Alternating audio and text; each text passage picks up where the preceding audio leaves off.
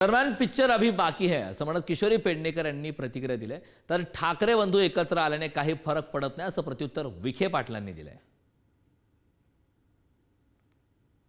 कमी कोणी केला, आम्ही पण मनापासून त्यांचे आभार मानतो।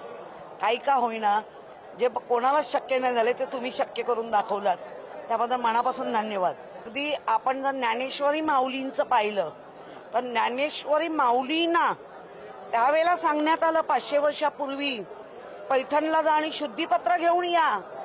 आज पण तेच होतंय, पण त्या माऊली होत्या, माऊलींकडनं आम्ही काहीतरी शिकलोय। आम्ही आमचं आज शुद्धीपत्र दिलंय।